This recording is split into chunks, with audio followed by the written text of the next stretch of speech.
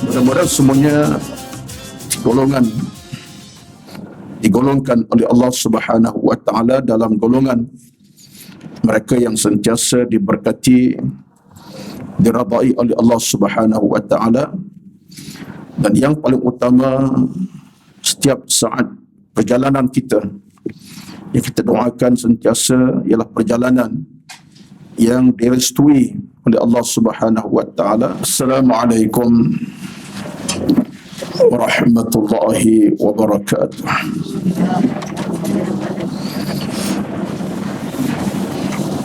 Innal hamdalillah nahmaduhu wa nasta'inuhu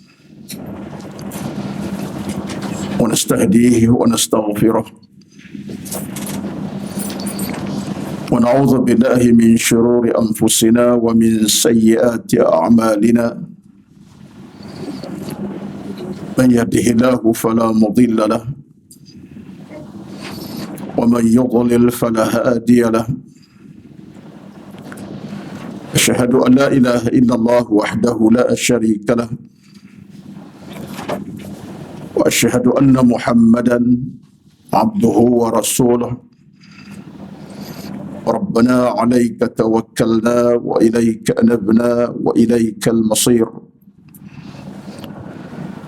Rabbana iftah bainana wa bain qaumina bil haqqi wa anta khairul fatihin. Allahumma kfina bihalalika an haramik wa aghnina bifadlika amman siwak. Allahumma ahsin aqibatana fil umuri kulliha wa ajirna min khizyid dunya wa adzabil akhirah. Allahumma ya muqallibal qulub tsabbit qulubana ala dinik. Rabbana atina min ladunka rahmah wa hayyi' lana min amrina rashada. Allahumma innaka afuwun tuhibbul afwa fa'fu anna. Allahumma a'inna ala dzikrika wa syukrika wa husni ibadatik. Allahumma inna nas'aluka ilman nafi'an wa rizqan tayyiban wa amalan mutaqabbala. Allahumma rabbi yassir umurana wa la tu'assir alaina innaka antal alimul hakim. Allahumma inna nas'aluka al-huda wat-tuqa wal-'afafa wal-ghina. Allahumma zidna wa la tanqusna wa akrimna wa la tuhinna. Allahumma rabbi shrah li sadri wa yassir li amri wahlul 'uqdatam min lisani yafqahu qawli ya rabbal alamin. Amma ba'd. A'udzu billahi minasy syaithanir rajim. Bismillahirrahmanirrahim. Yarfa'illahu alladhina amanu minkum walladzina utul ilma darajat. Yang bermaksud Allah Subhanahu wa taala mengangkat kedudukan orang-orang yang beriman di kalangan kamu dan orang-orang berilmu dengan kedudukan yang tinggi. Shadaqallahul azim. Dan Allah juga berfirman dalam ayat yang lain, Qul hal yastawi alladhina ya'lamuna walladhina la ya'lamun. Yang bermaksud apakah sama di antara orang-orang yang berilmu dengan orang-orang yang tidak berilmu di kalangan manusia. Shadaqallahul azim. Benarlah Allah dalam firman-firman-Nya. Yang dihormati dan dikasihi berbahagia Kasalwa dan seluruh dan kuasa pengurusan Kuliah Duha Masjid Al-Falah ISJ 9 Subang Jaya, dan yang dihormati dikasihi seluruh kehadiran para jamaah Kuliah Duha, sama ada yang jauh, yang dekat, yang tetap, yang datang dalam masa-masa waktu yang terluang, Mudah-mudahan semuanya digolongkan oleh Allah Subhanahu wa taala dalam golongan mereka yang sentiasa diberkati, diradai oleh Allah Subhanahu wa taala. Dan yang paling utama, setiap saat perjalanan kita yang kita doakan sentiasa ialah perjalanan yang direstui oleh Allah Subhanahu wa taala, dalam keadaan iman kita makin tinggi, amal kita makin sempurna, hidup kita makin diberkati, dan yang paling utama, kerana Allah sentiasa berada bersama-sama dengan kita. Seorang tokoh besar ulama yang bernama Al-Imam Al-Munawi, yang mencatat dalam tulisan beliau dalam kitabnya Faidul Qadir, ada menegaskan, kata Al-Imam Al-Munawi, bukan Munawi tapi nama Al-Imam Al-Munawi, menjelaskan bahawa sesiapa yang sentiasa hidup dalam keadaan mencari ilmu dan meneguhkan amal ibadatnya, maka pasti ia tidak akan dikecewakan oleh Allah Subhanahu wa taala sama sekali. Bahkan perjalanan hidupnya akan dipenuhi dengan kemuliaan demi kemuliaan. Ini kata-kata Al-Imamu Al-Munawi dalam kitabnya. Ini satu perkataan yang saya kutip daripada satu tulisan kitab yang beliau tulis, menarik sekali. Itulah kita dalam hidup ini, dalam apa situasi pun kita berada, kita nak memastikan perjalanan ilmu kita sentiasa kukuh dan perjalanan amal kita sentiasa baik. Kerana kekuatan ilmu dan amal mesti disepadukan, disatukan. Kerana ilmu tanpa amal adalah suatu kerugian, dan ilmu tanpa amal pasti akan menyukarkan kita untuk hidup dalam suasana yang Allah redha. Kenapa? Kerana ilmu akan melengkapkan sebuah amal, dan amal tidak ada ilmu, tidak ada makna bagi amal tersebut. Betul, gandingan ini gandingan yang tidak pernah padam, cahaya sampai ke mati. Dan kata Ali bin Abi Talib radhiyallahu anhu, innamal ilmu ra'sul amali. Ilmu adalah pemandu kepada semua amalan. Walaupun pandangan itu jelas menunjukkan ilmu lebih utama dari amal, tapi tidak bermakna amal tempat yang kedua, yang pertama tidak. Kerana keduanya perlu digandingkan. So, kalau ilmu tidak ada, bagaimana kita nak beramal dengan amal yang betul? Demikian kalau amal kita buat tanpa ilmu, pasti amal kita silap dan salah, mungkin menyeleweng daripada batas-batas yang sebenar. Jadi itulah sebabnya kata Imam Nawawi, tidak akan merugi sama sekali seorang hidup dalam suasana ilmu dan amalnya memandu kehidupannya. Betullah tuan-tuan dan puan-puan yang dirahmati Allah sekalian, banyak benda dalam hidup ini kita kena letak sebagai asas yang utama. Dalam bahasa agama sekarang kita sebut sebagai fiqhul awlawiyat. Fiqhul awlawiyat dengan dimakna sebagai fiqh keutamaan. Fiqh keutamaan ini dengan dimaknakan sebagai sesuatu kita kena letak di hadapan kita. Letak di hadapan kita. Dalam arti kata mudahnya, ada benda yang kita dahulukan daripada yang kena dahulukan. Yang lebih utama daripada yang utama. Kerana patah Arab pun menyebut nuqaddimul ahamma minal muhimmi. Dahulukan lebih utama daripada yang utama. Makan penting, tapi punca makan itu lebih penting. Makan penting, tetapi punca makan itu penting, lebih penting, iaitu punca halal, rezeki halal, untuk jadikan makan kita lebih diberkati Allah. Tapi kalau kita makan sebarang makanan tanpa mempedulikan puncanya halal ke tidak, itu akan menyusahkan kita. Betullah, maka makan penting, tapi punca makan itu lebih penting. Walaupun sebotol air harga RM2 sekalipun. Air penting, tapi punca daripada air ini pada mana lebih utama. Ini konteks yang kita nak kena letak sebagai nilai dalam kita hidup sebagai manusia. Saya muqaddimah ni bukan apa ni. Sebab saya fikir dalam kotak pemikiran saya, banyak benda dalam hidup ini kita nak letak sebagai keutamaan. Kerana perjalanan hidup kita ni tuan-tuan amat singkat, amat sekejap. Tak lama pun hembusan udara kita dalam kita bernafas, hela nafas kita ini untuk masa tu saja. Kita tak pasti sama ada hela nafas kita masih panjang sampai petang nanti, sampai malam nanti, sampai pagi besok, kita tak tahu. Mungkin hela nafas kita untuk tempoh setakat jam 10.30 pagi je, tak sampai jam 11.30 pagi pun, kita tak tahu. Tapi berapa ramai orang fikir tentang hal-hal seumpama ini? Berapa ramai?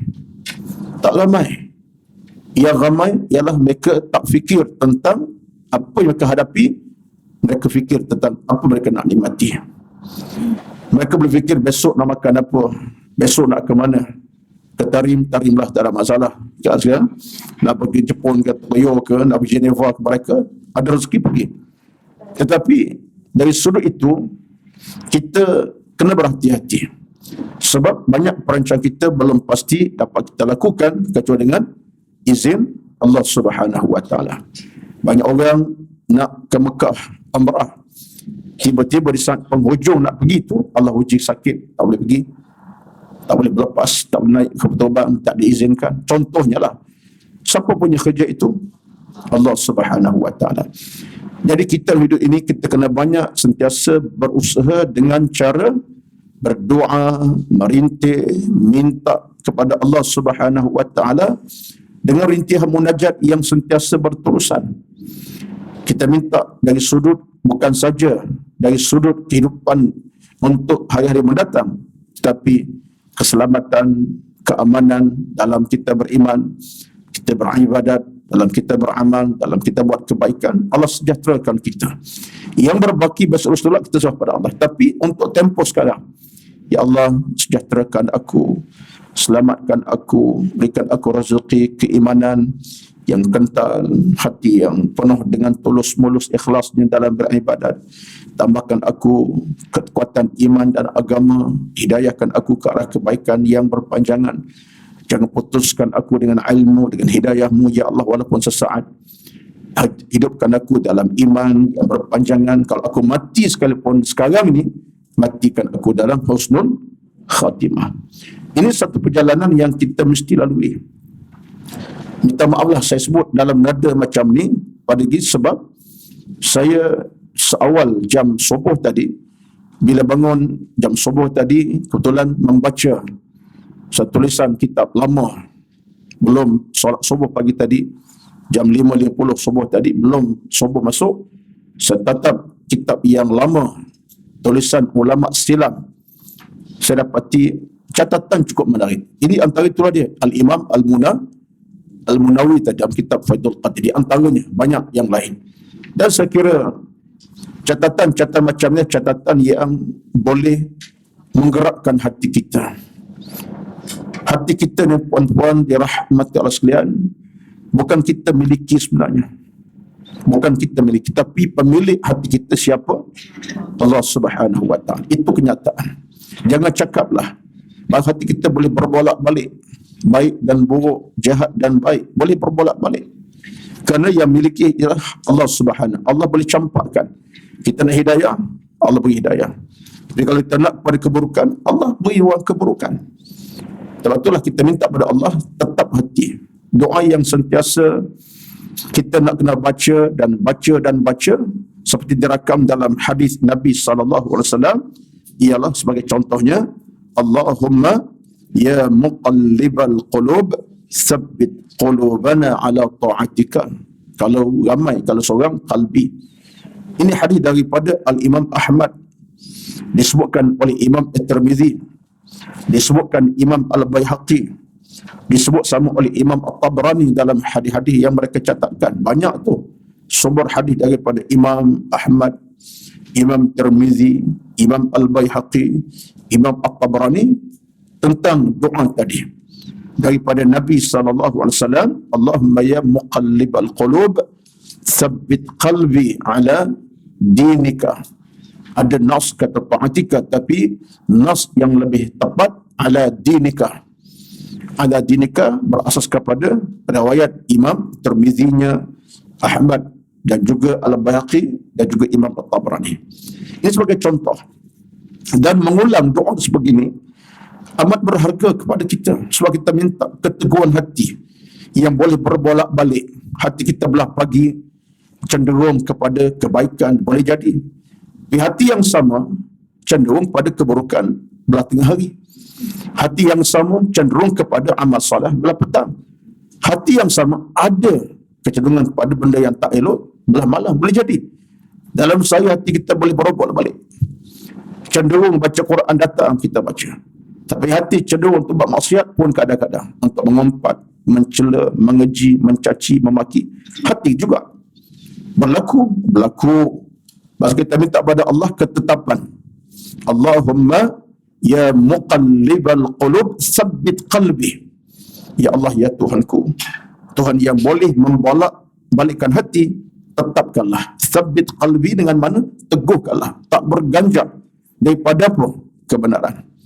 Hidup dengan cahaya ilmu, hidup dengan cahaya iman, hidup dengan amal salah, hidup dalam istighfar, hidup dalam munajat yang berpanjangan, hidup dengan zikir taubat pada Allah, hidup dengan tasbih tahmid. Itu kita minta keteguhan hati dalam bentuk ibadat dan amalan. Bukan teguh macam saja tidak, tapi diisi. Betullah kata Al-Imam Al-Qushayri, ulama terkenal dalam bidang tauhid, dia kata apa? Hati ini umpama bekas yang boleh dimasuki pelbagai benda. Satu bekas macam gelas depan saya sekarang. Gelas yang sama diisi dengan air kotor pun boleh masuk. Diisi air mineral boleh masuk. Gelas ini boleh masuk pelbagai benda. Minuman kotor boleh masuk, minuman yang baik boleh masuk. Dan bila gelas ini masih macam mana masuk air yang busuk, yang kotor, pasti tak boleh kita minum. Merosakkan gelas. Warna berubah, bang berubah. Di gelas yang sama ini, yang sudah bersih, masuklah air mineral. Boleh diminum. Wangi pula airnya. Seronok diminum. Maka itulah kenyataannya. Macamlah bekas gelas tadi, kata Imam Al-Qushayri, hati kita. Itulah saat hati kita nak kepada ilmu. Tanda hati kita sedang teguh. Hati kita saat mula nak mengumpat, mencela, mengeji, mencaci, maki hamun, kata ke orang dusta, contoh bohong. Tanda hati kita masuk oleh air yang kotor. Itu sebagai satu formula yang menarik sekali, dan kata Imam Qushayri, suatulah antara jalan yang paling utama yang akan kita patut lalui dalam hidup kita untuk teguhkan hati, doa kepada Allah Subhanahu wa taala. Sebab kita tak mampu untuk didik hati kita selama-lamanya. Ada kemampuan tapi tak mampu semampu. Tapi Allah boleh. Dalam satu surah yang lain, Al-Anfal, tak silap saya, cuma saya ingat ayat ke berapa Al-Anfal, Allah sebut kepada kita, ya ayyuhalladzina amanu stajibu lillahi walir rasul idza da'akum lima yuhyikum wa'lamu annallaha yahulu bainal mar'i wa qalbih. Surah Al-Anfal. Surah Al-Anfal ayat ke berapa? Cuba saya semak sekejap. Allah berfirman, wa'lamu annallaha yahulu bainal mar'i wa qalbih. Allah dengan tegas menyatakan kepada kita dengan peringatan, wa'lamu annallaha yahulu bainal mar'i wa qalbih. Ya, dapat dah. Al-Anfal ayat 24. Al-Anfal 24. Allah sebut, hei manusia, ketahuilah Allah itu maha memiliki hati, maksud boleh dia ubah bila-bila masa. Atau ada orang yang hidup dengan dosa, dengan maksiat, kejahatan yang begitu sekali berlaku dalam hidup siang malamnya. Kita boleh kata dah rosak benarlah dia. Tetapi insan yang sama jadi berubah kepada orang yang dapat hidayah. Berubah sikap wataknya. Sekelip mata tinggal maksiat buat kebaikan. Siapa ubah dia? Allah Subhanahu wa taala. Tapi atas asas kemahuan dia juga. Bukan Allah ubah dengan magic daripada jahat baik, tidak. Allah tak ubah, tapi dia ada kemahuan. Jadi orang tu saat dia dah buat maksiat banyak, dia lupa pada Allah, dia buat kejahatan yang melampau sangat, hati dah hitam, tapi dia berfikir, ya Allah, aku ni bila dah berubah, kenapa aku jadi macam ni? Kalau aku mati tanpa iman, apa kata? Ya Allah, aku jadi orang baik. Ada dia ada, ada niat, kemahuan tu ada, Allah boleh beri kepada dia hidayah, menyebabkan dia terbuka mata hati untuk cari ilmu.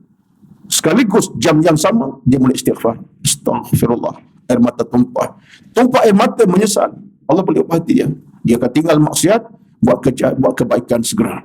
Jadi dia lebih baik daripada sebelumnya, daripada orang baik. Jadi ini semua menunjukkan, kata para ulama, benar firman Allah SWT ayat 84 tadi, iaitulah Allah yang berkuasa atas hati-hati kita. Betullah saya sebut ini bukan apa ni. Saya sebut ini dalam kerangka nak cuba saya sendirilah untuk kita cari titik perubahan.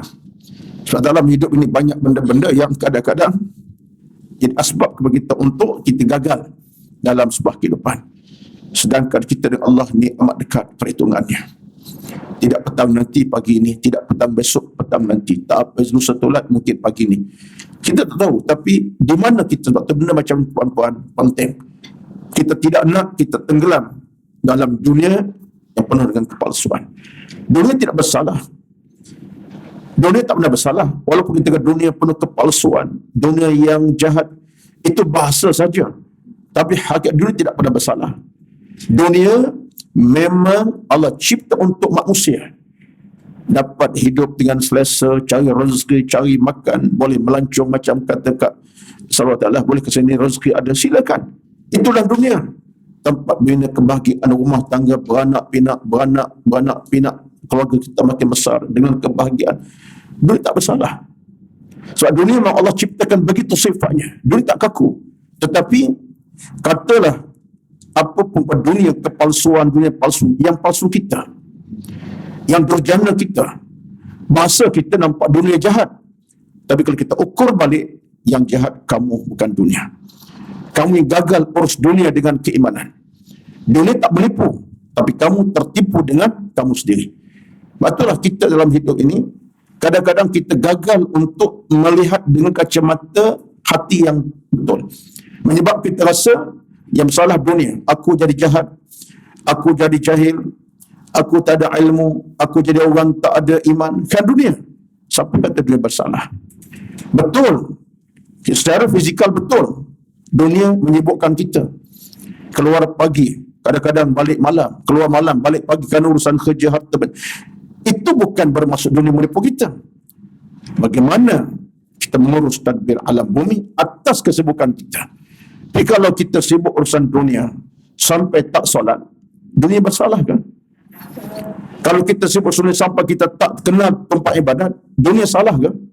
Jangan salahkan dunia. Tapi yang salah kita yang gagal mengurus masa untuk urusan agama dalam kesibukan dunia kita miliki. Sebab itulah kita tidak pernah merasakan kita bersalah kadang-kadang. Tapi kita tak urusan dunia yang bersalah. Bata ada orang, ini pandangan saya ini tuan-tuan, puan-puan, saya cuba nilai. Berkecayaan. Sebab kita kadang kita merasakan aku jadi sibukkan dunia. Banyak kerja sangat. Banyak kerja bukan ulasan, bukan alasan jadi kita berniaga dengan urusan akhirat. Banyak kerja itu sebenarnya kebaikan. Kita tak jadi orang yang lumpuh ingatan, tak jadi lumpuh kekuatan badan sebab orang sibuk ini sehat. Tetapi yang jadi faktornya adalah kita gagal untuk meletakkan dunia di bawah tapak keimanan kita kepada Allah Subhanahu wa taala. Sebab itulah puan-puan, bacaan doa yang saya sering sebut dalam banyak kuliah saya, muqaddimah tadi saya baca. Datang daripada Nabi juga, hadis Nabi sallallahu alaihi wasallam, Allahumma ahsin aqibatana fil umuri kulliha wa ajirna min khizyid dunya wa adzabil akhirah. Ya Allah, ya Tuhan kami, perelokkan semua urusan kami. Allahumma ahsin aqibatana, ya Allah, perelokkan semua urusan kami, perelokkan. Wa ajirna min khizyid dunya, dan jauhkan kepada kepayahan dunia. Bukan bermakna dunia itu bersalah, tapi kita minta Allah lapangkan dunia daripada jadikan kita hilang upaya. Maksudnya apa? Kita minta dunia macam aku nikmati, aku tidak tenggelam dalam urusan keduniaan. Aku tak tercacat dengan urusan itu kita minta. Betullah kita minta Allah lapangkan. Orang mukmin, tuan-tuan sekalian, orang mukmin, orang beriman ini, dalam urusan dia dengan harta, dengan pangkat, dengan rezeki, dengan anak pinak, kekayaan, dengan apa sekalipun, dia sebenarnya adalah suatu nikmat yang besar. Bayangkan dalam urusan hidup Allah tak bagi kita rezeki, kita akan susah, kecundang, kecewa. Allah tak harus kita dengan keluarga, anak pinak tak ada, kita akan rasa hibah, sedih dan mungkin kita rasakan semacam perasaan. Allah tak harus kita dengan nikmat pangkat, walaupun tak pangkat tapi sekurang-kurang ada nikmat pangkat kita nikmati, kita akan rasa kecewa. Tetapi bila Allah beri semua itu satu rezeki, tinggal lagi bagaimana urusan itu diurus dengan cara ilmu dan agama.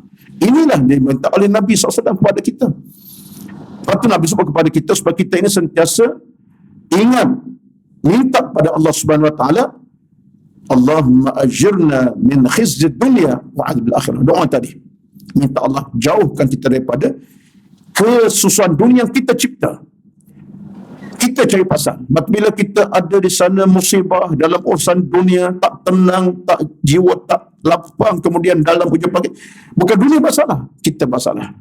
Kita minta Allah lapangkan pada semua urusan itu. Itu satu perkara.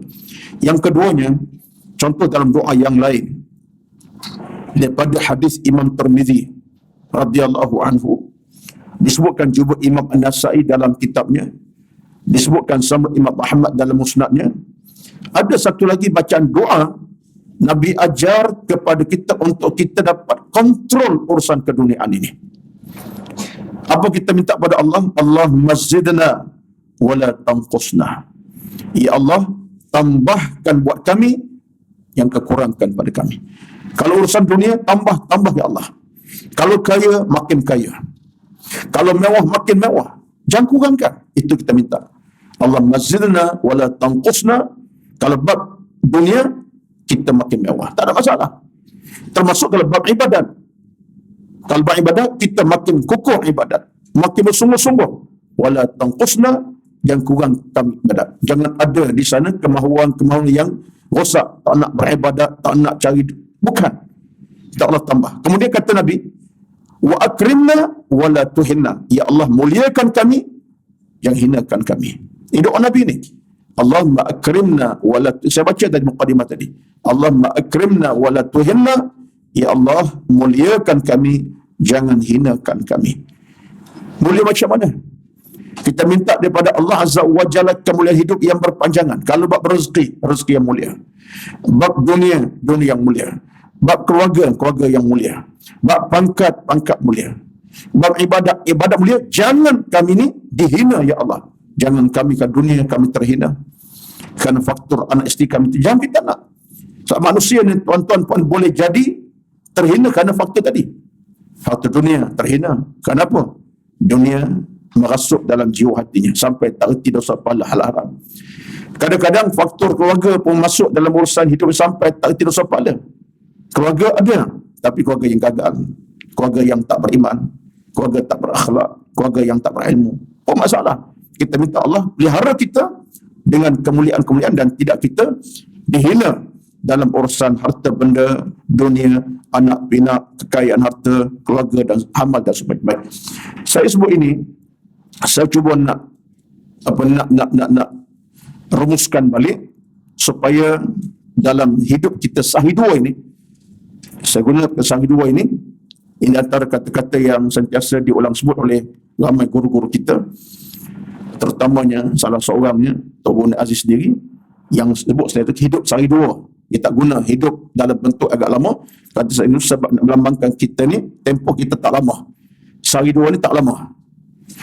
Dalam hidup sehari dua ini, benda-benda ini kita nak kena letak di hadapan. Apa dia? Iaitulah cara kita berfikir tentang alam bumi yang kita nikmati. Sebab kita nak fokus betul-betul.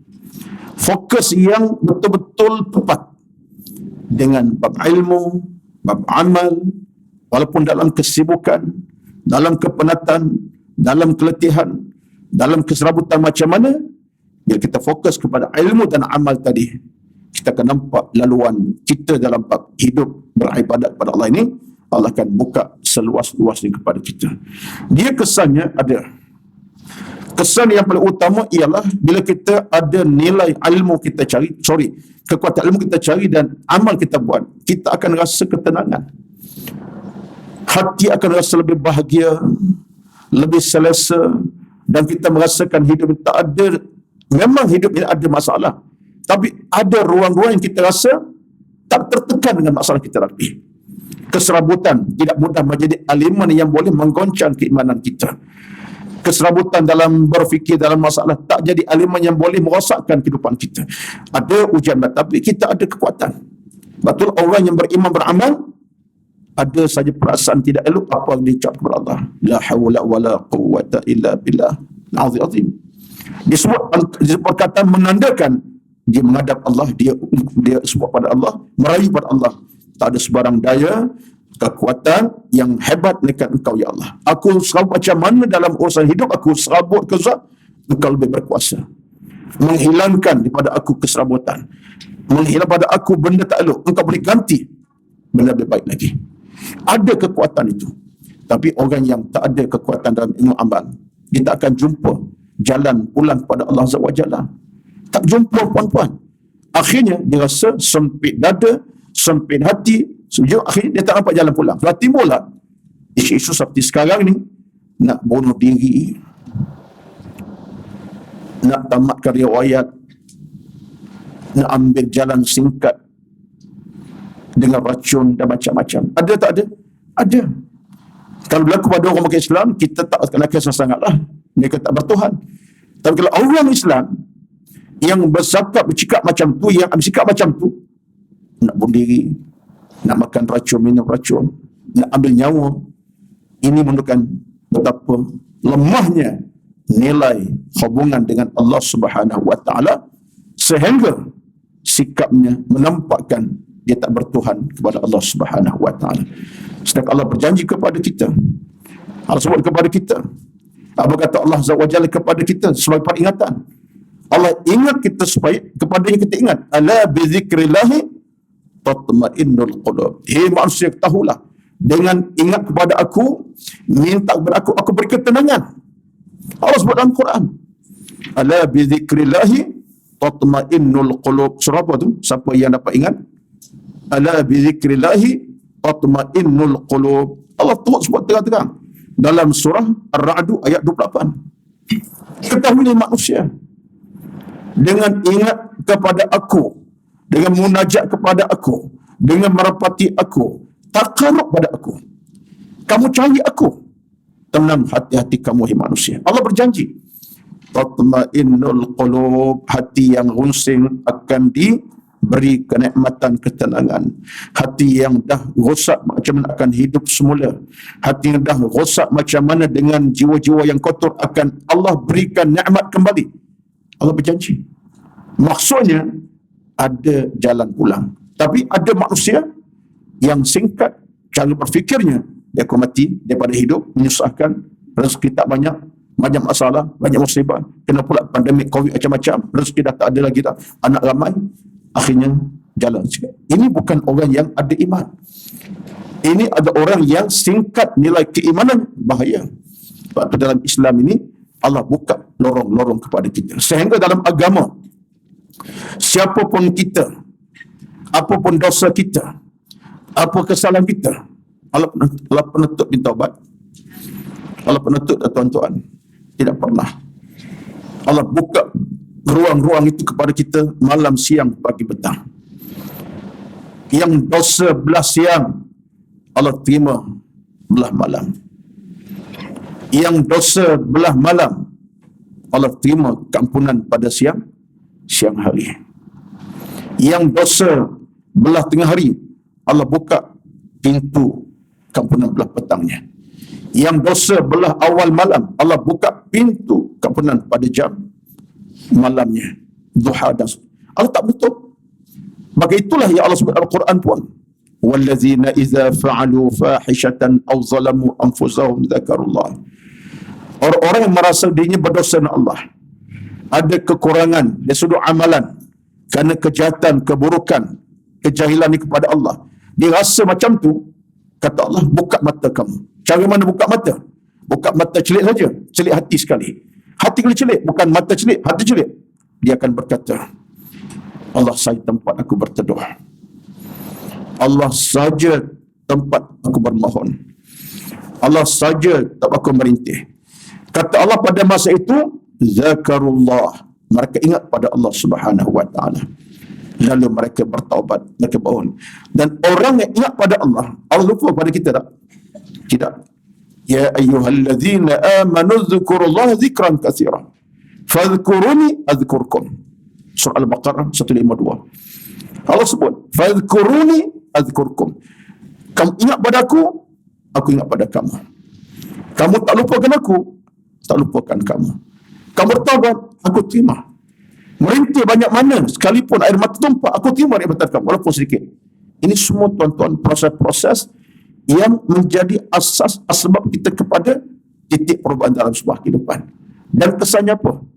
Kesannya kita akan beroleh jalan yang dipermudahkan oleh Allah Subhanahu wa taala. Paling utama 3 jalan penting dalam hidup kita.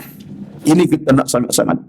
Allah akan perlu jalan pada kita, paling utama 3 jalan penting. 1, 5, 6 lah, banyak sangat. Sampai 3 ringkas saja.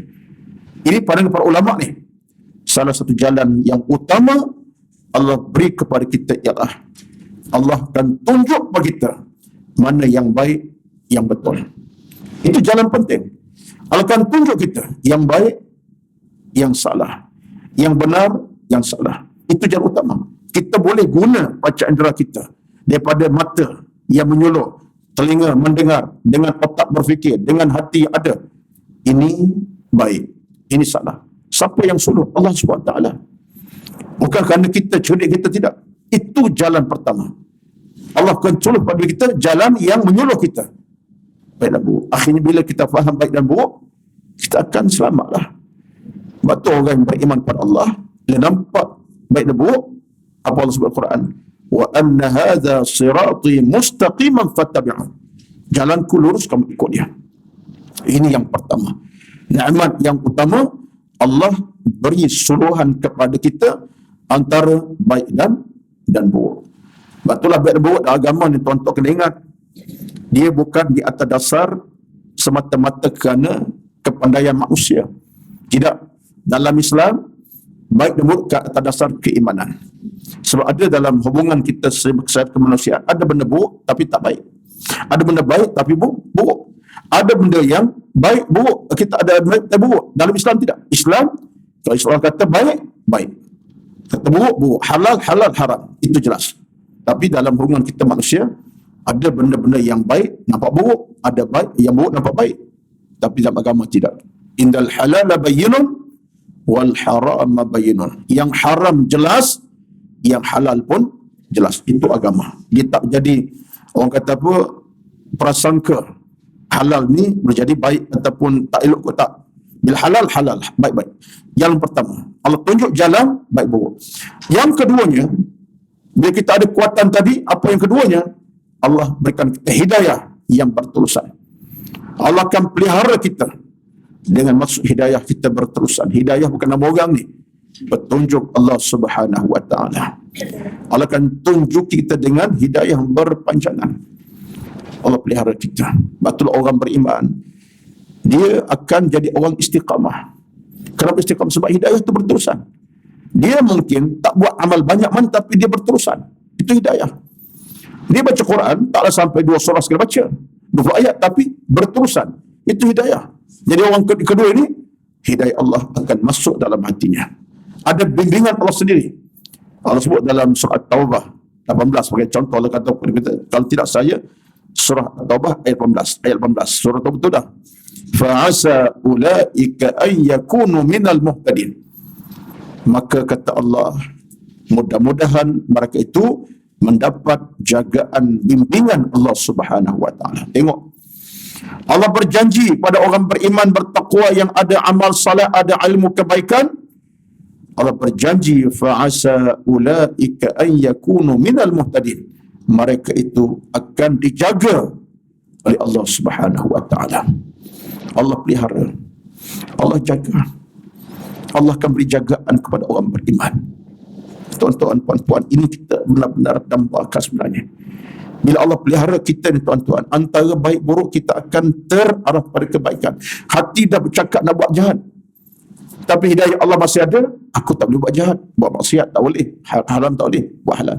Itu Allah jaga kita. Padahal dah nak buat jahat, tapi Allah ada beri kuatan hidayah kepada kita. Kita akan terubah kepada kebaikan. Hidayah tu.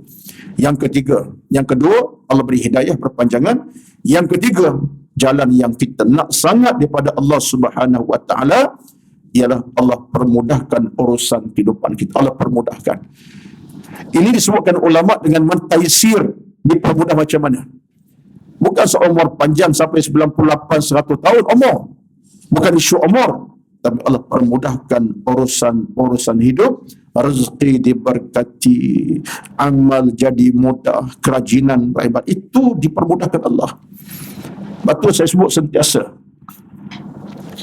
Saya jumpa dengan orang-orang yang usia tahap 80-an, 88 tapi masih keluar ke masjid berjemaah. Contoh saya bawa ni. Saya temu dengan orang 80-an, 85, 88, 90 pun ada. Tapi di masjid tak pernah berenggang. Soal pertama dia tak pernah tinggal. Subuh tak pernah tak hadir. Bayangkan, ini rezeki yang bukan kecil ni. Dalam usia sebegitu, dan letih dah penat, tapi kekuatan dengan ibadat. Ke masjid setiap waktu, soal pertama, ada saya jumpa. Kita duduk ceramah, buat tempat kita jumpa macam-macam. Saya berbalik pada Melaka 2 hari lepas.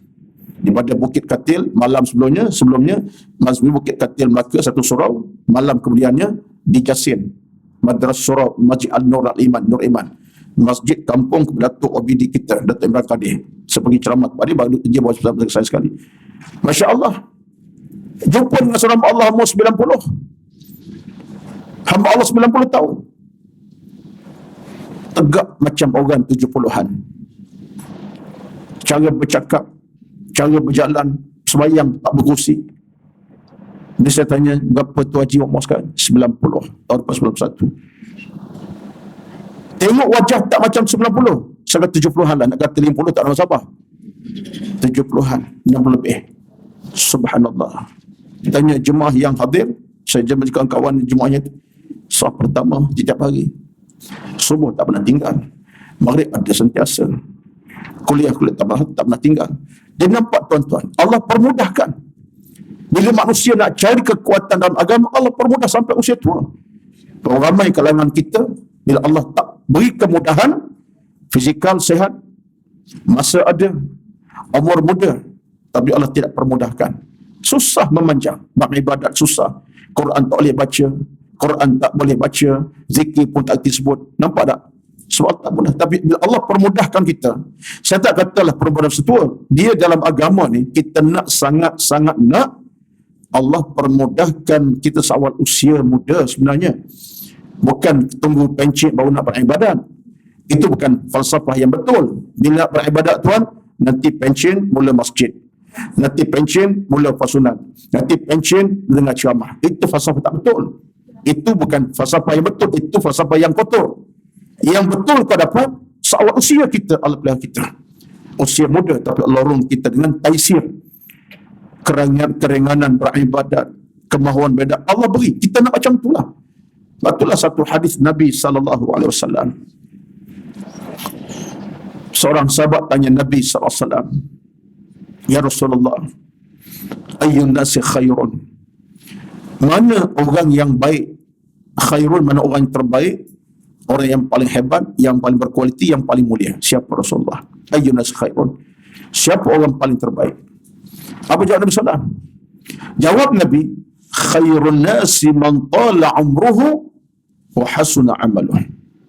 Orang paling baik, yang paling mulia, Nabi sebut orang Allah beri umur, elok ibadat dia. Allah beri umur ke dia. Umur Tuhan beri daripada muda sampai itu, tapi elok ibadat pada. Ini yang paling baik. Dalam kerangka Nabi maksudnya yang ibadat lah, beramal. Umur dia, jaga ibadat, buat ibadat. Allah permudah, ini yang paling baik. Khairun nas. Nabi tak kata paling baik kerana rezeki harta banyak.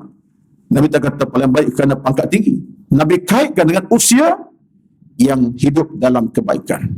Anda siapa? Petani, pekebun, peniaga kecil-kecilan, CEO syarikat, managing director, seorang MD berjawatan besar bergaji 60,000 sebulan.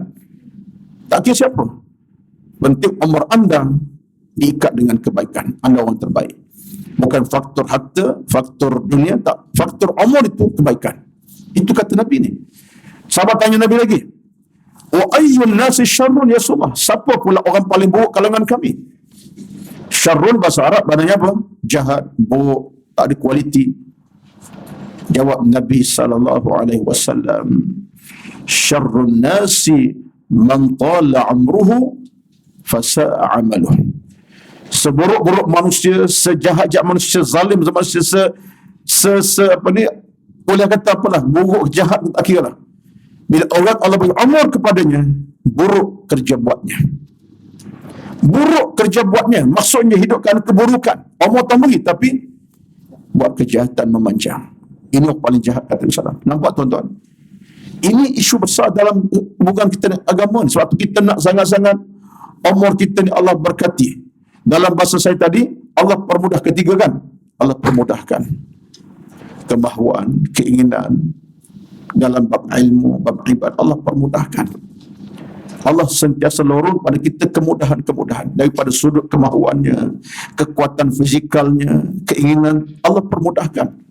Betullah bila Allah permudah lorong-lorong kepada kita kebaikan ni, Masya Allah lah. Dia tak kira orang tua muda, dia sebut bab ilmu, mari belaka. Yang muda datang, tua pun datang. Tapi bila Allah tak lorong kebaikan, yang muda tak datang, tua lagi tak datang. Payah. Allah dah tua, dah 80, 70, tak nak mengaji lagi. Pun ada. Sebab Allah tidak beri kemudahan kepadanya. Tak ada taisir. Ini kita paling takut. Kita paling takut ni. Umur 70, 80 minta maaf semacam tu. Tapi duha tak ada dalam dari hidupnya. Ke masjid tak ada dalam hidupnya. Duduk dalam majlis ilmu tak ada dalam dari hidupnya. Nak buat kebaikan, pahala tak ada dalam dari hidupnya. Umur berapa? 70. Pencen lama 20 pencen. Contoh betul pencen. Contohnya, apakah ini taisir? Ini bukan taisir, ini taksir. Taksir, Allah memayahkan dia lagi. Maknanya hidayah tak masuk, Allah susahkan hatinya sampai tak nampak jalan-jalan pulang pada Allah. Allahu Akbar. Cerita saya tadi, umur 90, sahabat kita daripada Melaka tadi, pada Jasin tadi, nampak wajahnya tenang, bercahaya. Tengok tuan-tuan, bila saya tengok wajah macam tu, 90 tahun, saya kata, aku sampai dah usia macam ni. Sesaat kalau sampai, boleh tak jadi macam ni? Ke masjid, malam, siang, pagi, petang. Kita termenung. Sebab benda semua ini, benda-benda kita harap kepada kita. Tuan-tuan yang rahmat sekalian, rumusan, ini kita ceramah apa ini ni? Saya macam hilang kesedaran setiap tadi. Betul. Masya Allah, Masya Allah, Masya Allah. Saya mula tadi tak cadang pun nak cakap ni sebenarnya. Tapi dia jadi macam apa? Sebab ini tazkirah, tak apalah. Motivasi, keimanan, peringatan. Ya. Sebab saya, banyak keadaan bila saya cakap macam ni, sebab kita merenung balik. Dia saya nampak, bila kita satu tahap usia kita ni, usia kita menginjak makin dewasa lah. Makin tua jangan tak tua lagi. Makin dewasa ni, tapi dah tua dah pun dia. Dah tua dah pun, tak payah dah tua pun, umur dah tua. Tapi kita menginjak usia tertentu, kita rasa macam-macam. Lepas tu ada orang sebut kat saya, dia kata, ustaz tak macam ustaz ceramah umur 40. Umur 30 ustaz ceramah lain tu. Sampai ada orang tu macam. Saya kata manusia berubah. Manusia akan berubah. Tapi kerana kebaikan lah, insyaAllah. Sebab kita nampak dalam dunia kita ini, semakin kita injak dewasa, kita nampak macam-macam situasi masyarakat. Baik daripada keluarga kita sendiri. Kalau ada ukuran kita, bukan orang lain, perempuan. Kita melihat dalam kontekku, kalau kita ada pak saudara, mak saudara, sepupu sepapat, yang usia sepupu kita dulu, masa usia kita remaja, masa remaja. Umur masa 20-an. Tapi sekarang usia sepupu kita, kalau kita 60, sepupu kita 60 juga. Dia daripada anak dah. Jadi bila tengok masyarakat keluarga kita ni, kita boleh baca situasi amalan, situasi kekeluargaan, situasi ilmu, macam mana. lemah ke tak lemah. Apalagi kita tengok masyarakat luar sana, yang orang kita bermacam-macam. Orang mengadu macam-macam kepada saya. Saya bukan orang yang bernama kaunselor, tetapi orang mengadu macam-macam cerita. Aduan tu, aduan ni. Sebab nampak kita ustaz yang boleh nak beri pertolongan secara harmoni. Tak banyak pun sikit melalui kata-kata nasihat. Macam-macam cerita masuk. Tentang isu keluarga, anak, isteri, suami, masalah amalan, masalah kejahilan, porak-poranda, macam-macam cerita. Semua ini kita nampak. Bagaimana nilai hidup di akhir zaman ini terlalu menekan sebenarnya. Dan saya rasa puan-puan sendiri pun sebagai orang yang hidup masyarakat boleh baca. Kadang-kadang kita menangis seorang pun ada, betul tak? Menangis seorang, memikirkan tentang hal anak kita. Kita nak tinggalkan mereka dengan apa? Menangis kita fikir tentang anak cucu kita, walaupun anak cucu baru umur setahun. Kita mula berfikir, kalau dia berdewasa apa cerita dia? Kalau zaman aku macam ni, apa lagi zaman anak cucu aku akan datang. Cabar besar lagi. Ya Allah, mungkin sampai tahap, yalah kita tak kata benda positif, benda negatif, tapi berlaku macam-macam. Tercabut keimanan ke akhlak. Ini semua mengajar. Bila saya sebut benda macam ni, puan-puan, bukanlah sebutan sekadar spontan, tapi sekadar berdatang daripada hati yang tak berapa nak kukuh mana pun, tapi untuk peringatan bersama. Sebab dalam Islam ini, kita bercakap dalam agama ni untuk kebaikan bersama. Agama ni tuan-tuan kita kongsi. Agama ni barang kita kena kongsi. Sebab Nabi tak pernah jadikan agama hak pribadi dia. Baik amalan, baik suruhan, baik perintah, Nabi tak jadikan untuk pribadi, untuk baginda seorang, tidak. Tapi Nabi kongsi pada umat baginda. Sekecil-kecil benda hingga Nabi kongsi pada kita. Nabi sampaikan. Dan betul tahu jihad, peringatan, larangan, tegahan, penegasan. Nabi kongsi tak? Kongsi. Dan itulah yang jadikan kita lebih selesa beragama. Sebab kita ada sandarannya. Nabi ajar macam ni. Nabi beritahu macam, Nabi larang macam ni, Nabi tegah macam, Nabi suruh macam ni. Ada landasan. Yang ini yang kita rasa seronok dan bahagia. Tapi tuan-tuan, kalau kita tak fikir renung macam tu, dan urusan kita dengan agama ilmu ini, kita bimbang. Tadilah sebut awal tadi. Lorong ilmu tertutup. Lorong amal tertutup. Bukan ilmu yang tak ada. Ilmu ada di mana-mana. Kita tak cari lorong ilmu. Bukan amal tak ada peluang kita nak buat amal. Amal kita boleh buat bila-bila masa dalam apa situasi, kecil ke besar. Kita tak cari pintu amalan. Salahkan siapa? Akhirnya kita kata dunia bermasalah. Tidak. Kita balik cerita saya tadi. Yang masalah dalaman kita. Hati kita.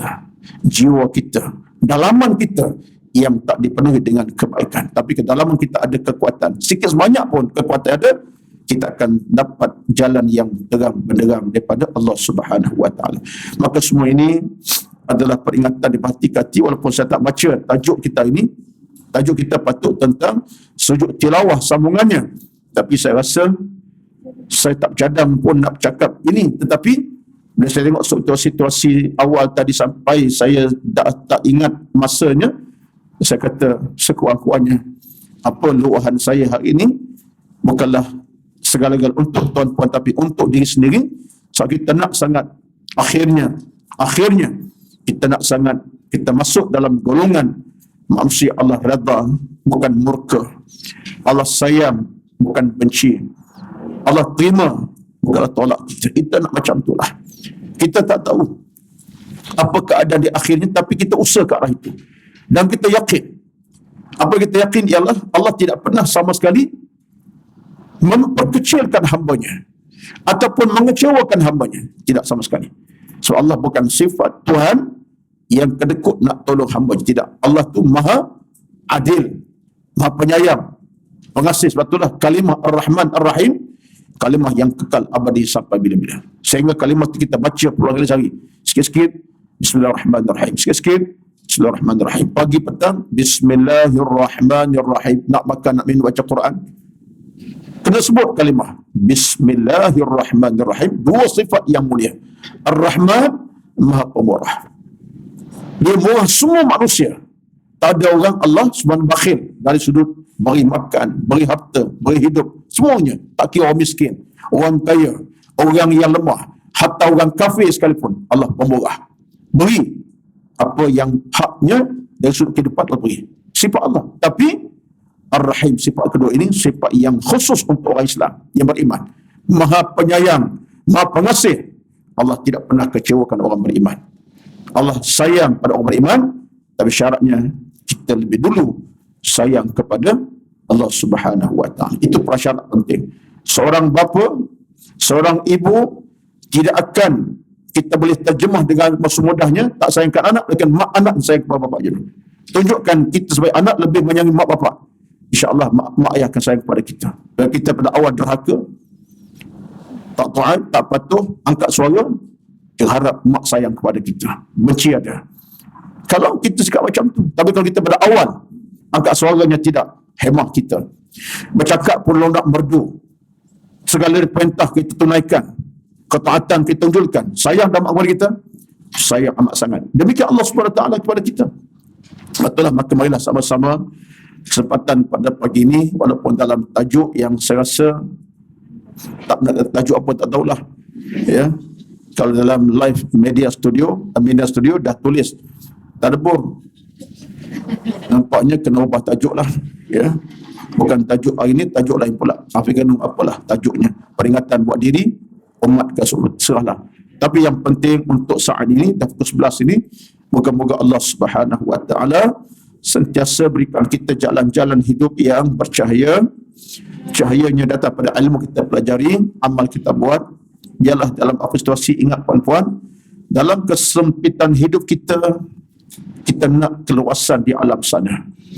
Dunia mungkin sempit, susah, tapi sebenarnya keluasan akhirat segala-galanya.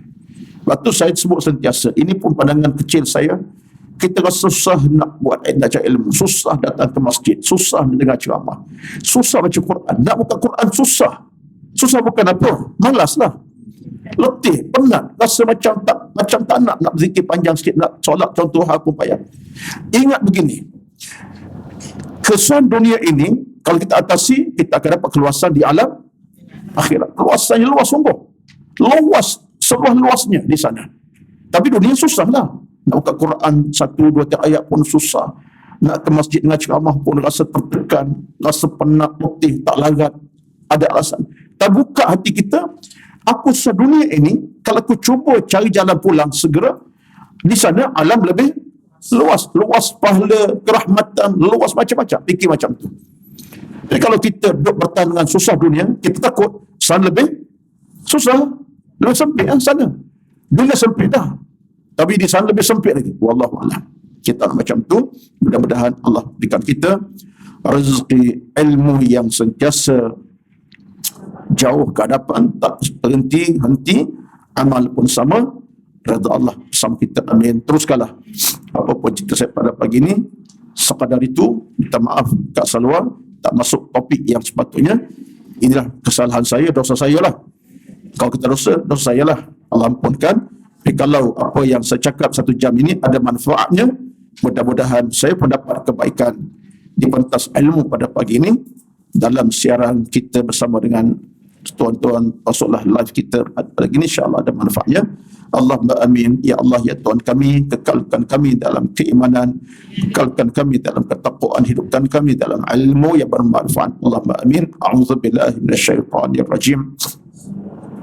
Bismillahirrahmanirrahim. Alhamdulillahi rabbil alamin. Wassalatu wassalamu ala sayyidina Muhammad wa ala alihi wa ashabihi ajma'in. Allahumma inna nas'aluka ridhaka wal jannah. Ya Allah, ya Tuhan kami, mohon kami kepadamu ridha-Mu dan syurgamu. Allahumma jammilna bil afiyati was salamah. Yassirlah kami dengan keafiatan, kesihatan dan keselamatan. Allahumma nawwir qulubana bil iman. Ya Allah, cahayakan hati-hati kami dengan iman. Allahumma ahyina bil iman. Hidupkan kami dalam iman. Wa amitna bil iman. Dan matikan kami dalam iman. Allahumma taqabbal minna. Terimalah kami ya Allah. Innaka sami'ud du'a. Tuhan kami yang mendengar doa-doa bicara kami. Allah menawwir qulubana bil iman. Cahayakan hati kami dengan iman. Allah ma'alif baina qulubina. Ya Allah, satukan hati-hati kami dalam kebaikan demi kebaikan. Allah marhamna jami'an. Ya Allah, rahmat kami semua. Ya Allah, Allahumma Rabbana taqabbal minna, terimalah kami ya Allah, innaka sami'ud du'a, kalau Tuhan kami yang mendengar bicara kami, doa-doa kami. Allahumma ghafir lana dhunubana, ya Allah ampuni dosa-dosa kami, wali walidina, dosa ibu ayah kami, kama rabbawna shighara, bagaimana mereka didik kami Allah pada kecil hingga dewasanya kami sampai saat kami sekarang ini. Rabbana atina fid dunya hasanah, ya Allah ya Tuhan kami, berilah kepada kami dunia yang bahagia, membahagiakan kami, wa fil akhirati hasanah, akhirat yang bahagia, membahagiakan kami, wa qina azabannar, dan jauhkan kami dari azab api neraka di padang mahsyar nanti yang menyusahkan kami, membinasakan kami. Wassallallahu ala sayyidina Muhammad wa ala alihi wa ashabihi ajma'in. Subhana rabbika rabbil izzati amma yasifuna wa salamun ala al-mursalin walhamdulillahi rabbil alamin. Taqabbalallahu minkum, taqabbal ya karim. Assalamualaikum warahmatullahi wabarakatuh.